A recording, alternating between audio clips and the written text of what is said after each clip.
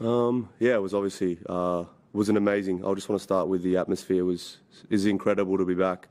You know, it was definitely not my best performance, but look, full credit to my opponent. He played really well tonight. I was really impressed with his level. Hits the ball really flat, really aggressive, but you know, I knew tonight was going to be tough. You know, with my physical state going into the match, I knew that I was going to be really hindered with my serve.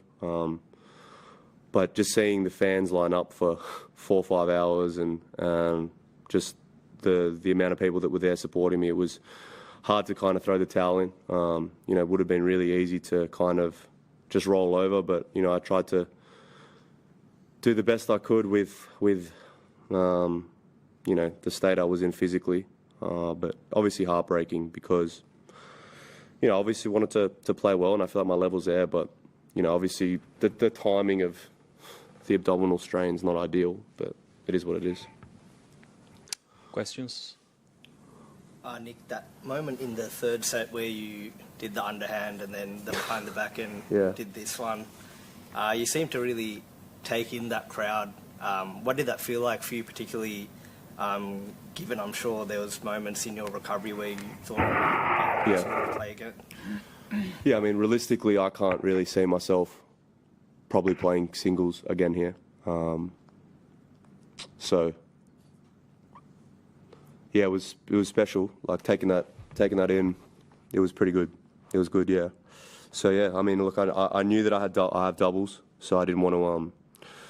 You know, I kind of was taking everything in tonight. You know, in those moments, it was nuts. But yeah, that's what I mean. I didn't want to just throw in the towel and walk off or retire or you know, I was hurting physically, but you know, respect to my opponent, the fans that waited hours to come see me play. Yeah, I mean, realistically, I probably can't see myself playing a singles match here again. No. I guess first, just to confirm, you're good for the doubles, though. Yeah. You know, me and Thanasi kind of think we owe it to each other to go out there and play. Obviously, I know that he's a physical wreck most of the time, but he somehow pushes through, and props to him for getting through his match today. Yeah, but I guess we will play doubles. You know, I'll play doubles. So yeah. What you did tonight you felt like the level was there. That doesn't encourage you to play. That you could play singles well here moving forward at some point. I mean, I don't know. Realistically, a year from now, you know, I was knocking on the door of, you know, playing some of the biggest events. I mean, winning some of the biggest events, and you know, to see how hard I worked in the last year, and just to see, you know, I know, as you know, sorry, I don't know your name, but as you said, I didn't think I was going to be back here anyway playing. You know, I didn't get a wild card. I was playing. You know, I'm here because, you know, I feel like I deserve to be here, but it's hard when you're competing for the biggest tournaments in the world, and you're struggling to win sets physically. It's pretty tough. But you know, I've still got a long year ahead, and I'm trusting the process that I can still, you know, be able to do some cool things this year at some stage. But yeah, all my focus is now is just not take anything for granted, and then playing doubles with, you know, Thanasi, one of my good mates. We've won this event before, but we owe it to each other, I think, to go out there in front of the crowd and just have a bit of fun.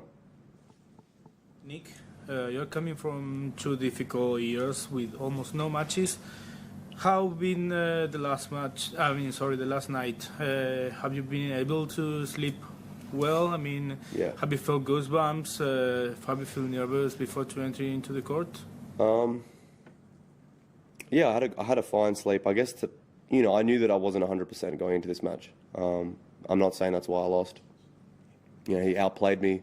He outserved me. He returned well. He did a lot of things amazing. He's played a lot of matches. He's an informed player. He's transitioning very nicely. But honestly, the reason I kept playing and tried to play tonight was because of the fans. And as I said, I don't know how many times I'm going to be back here again. That's why I didn't have headphones on. I wasn't listening to music. I walked out there today, wanted to hear the crowd, and there were some special moments. So yeah. Not him. Yeah. So Nick, is it about your body? You think at the moment you don't think your body will be hold up for next year, or will you give it time to see if it can during the season? I mean, I mean, my wrist surgery was 16 months ago.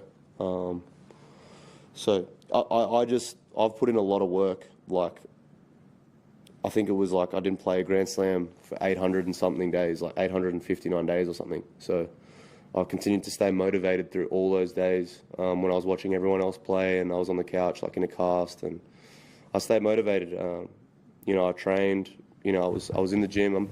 I'm in good shape. I just, all the niggles, I guess, my body compensating with the wrist is tough. But yeah, it's just not enjoyable for me. Like, it's not enjoyable to go out there and not think tactically and not think, you know, I'm enjoying the atmosphere or where am I going to hit this ball. It's like, what am I doing to manage my body?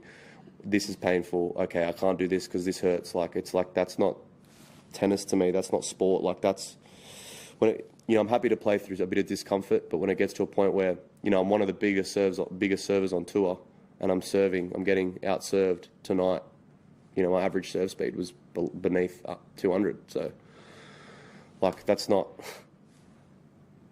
I mean, Nick Kyrgios without his serve is, you know, probably not a, you know, I'm not a threat to many players.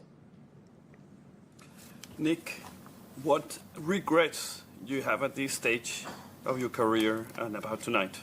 No regrets. I've had an amazing...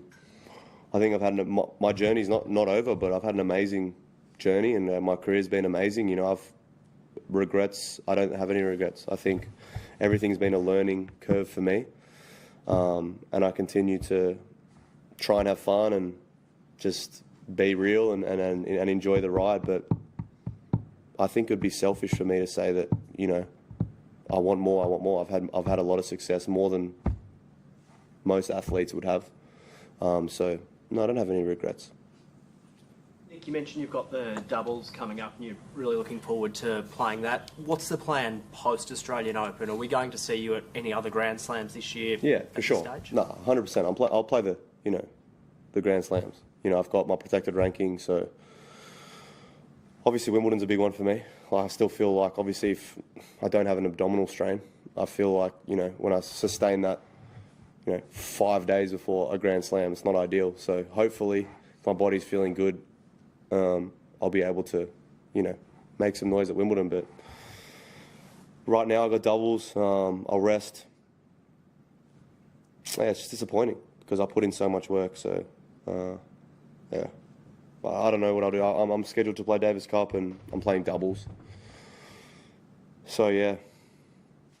I don't know what to say, yeah. Last one. You? Yeah. Nick, you've spoken a lot about the fans and stuff. How would you characterise your relationship with the Aussie fans? I mean, there's no player in this country who can whip them up into a frenzy like you can, as we saw today. Yeah, it was crazy. Like, you know, I know towards the start of my career, I had a very love-hate relationship with the crowd. You know, I remember getting booed off that court when I lost in 5 sets, and I tried my nuts off, and I lost in 5 sets, and I remember getting booed off that court. So, fast forward to the later stages of my career, and I go out there tonight, and I'm, you know, I'd say probably 65% of my capacity, and for them to really see me fighting and still giving me that energy, it meant a lot because, you know, I feel like I've given a lot of my, you know, I've given my life to tennis, and I've tried to give them a show every time I go out there. And I know I didn't do a great job tonight, but there were moments that were special to me that I won't forget. Yeah, I really, you know, they were tagging me in stories beforehand. Like, we waited 4 or 5 hours to line up, so that was a big motivation for me tonight to not throw the towel in and just shake my opponent's hand. You know, after the first set, when I knew there was no way my abdominal was going to get better. We knew that, but I really enjoyed the way the crowd gave me energy, and, you know, I wanted to give them 2.5 hours of tennis rather than retirement, and then, you know, that's shit.